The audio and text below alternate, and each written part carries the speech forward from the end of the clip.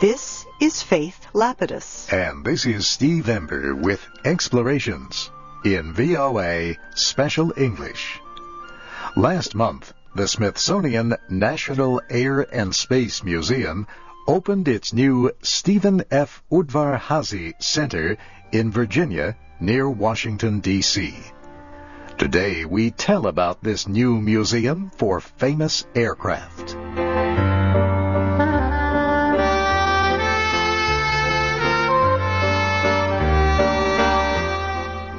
The new Udvar-Hazy Center has been open for a little more than 3 weeks. However, it has already proven to be extremely popular.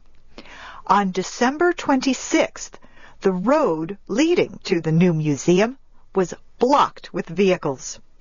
Local television stations showed pictures of thousands of automobiles waiting their turn to enter the museum's parking area.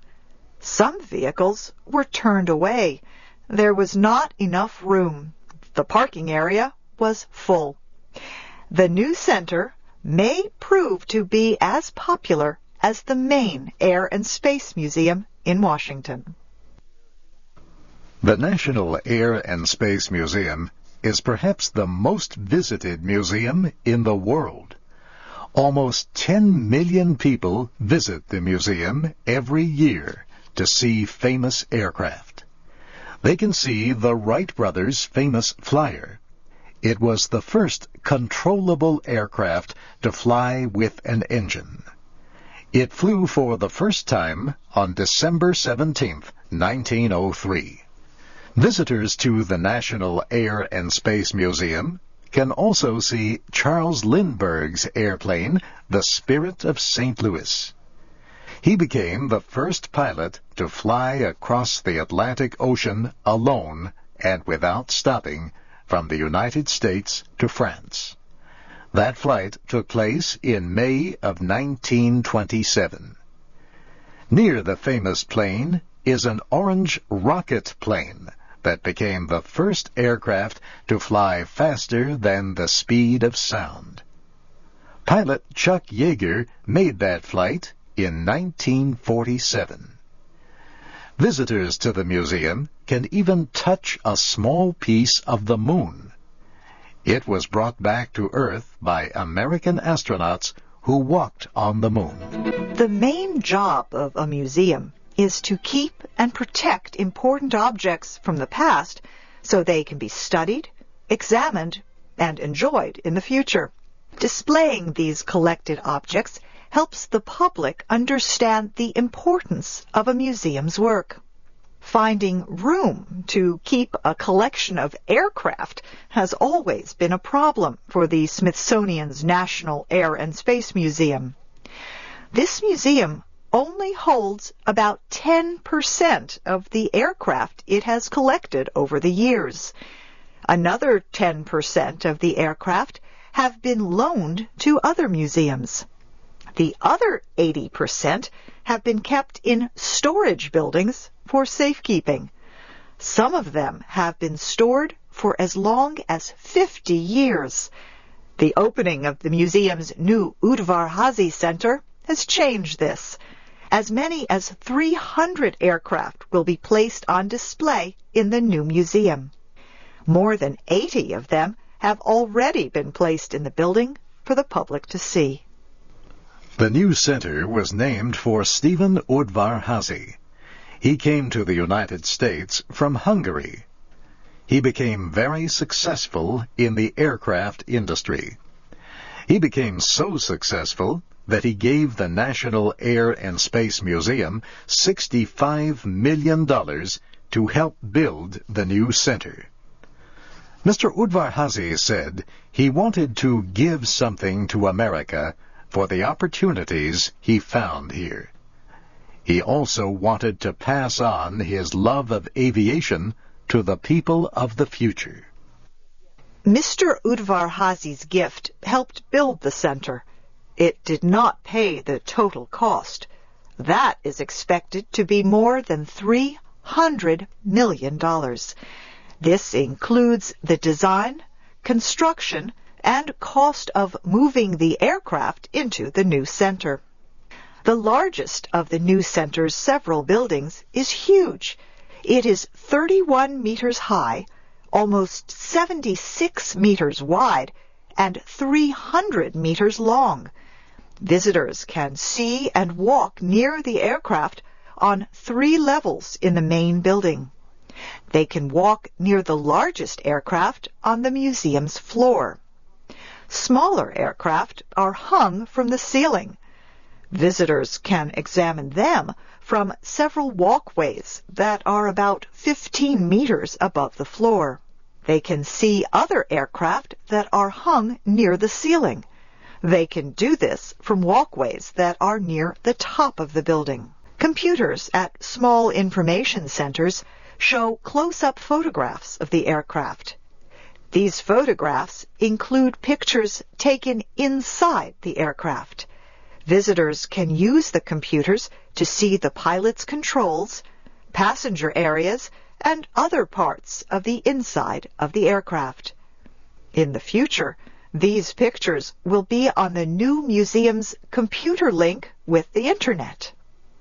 All of the aircraft that will be on display are important to the history of flight. Some are huge. The largest aircraft in the collection was given to the museum only a few months ago.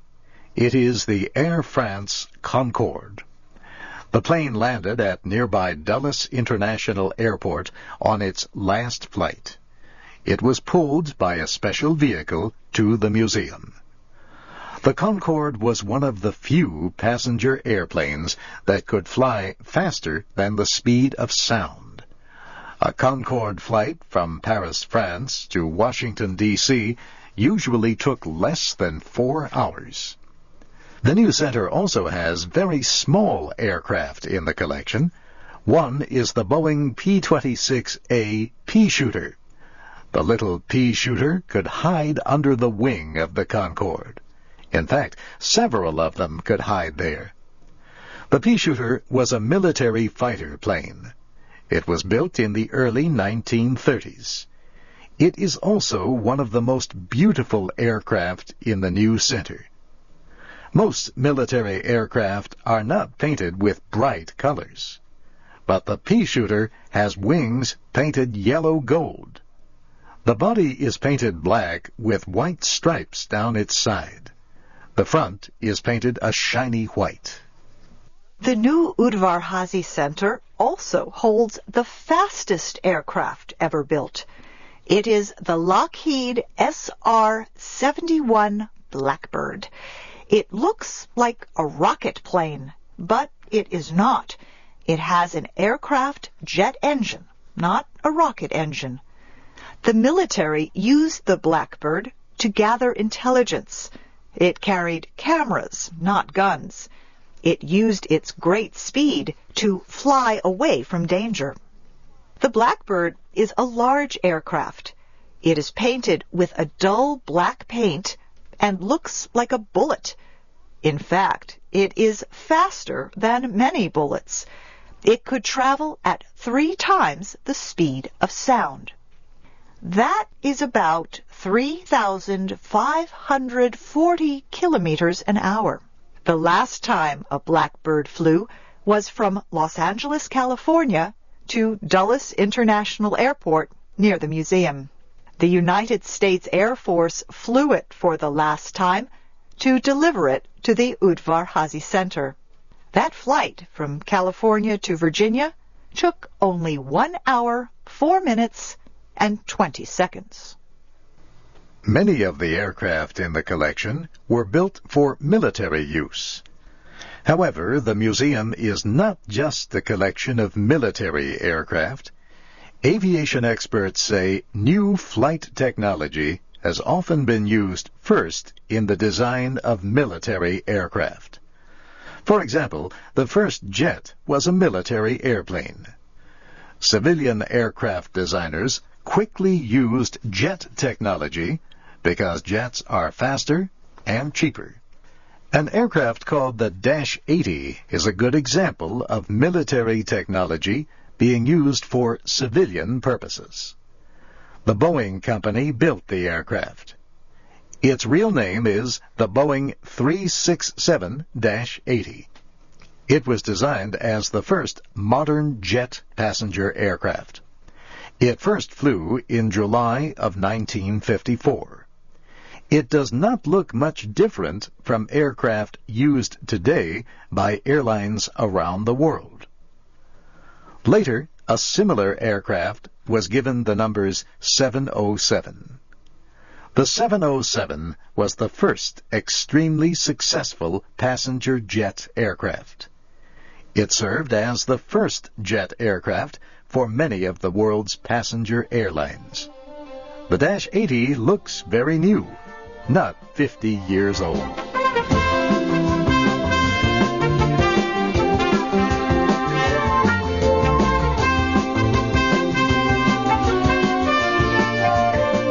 National Air and Space Museum officials say they expect about 3 million visitors a year to the new center.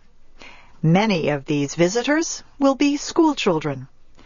The center includes schoolrooms and will provide teachers with teaching materials. One of the center's goals will be to educate the children of the future about the importance of aviation.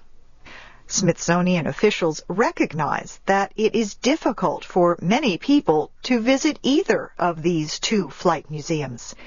In the near future, they hope to display photographs and information about all the aircraft on the Internet. You can already visit the museum if you have a computer that can link with the Internet. The Internet address is www.nasm.si.edu.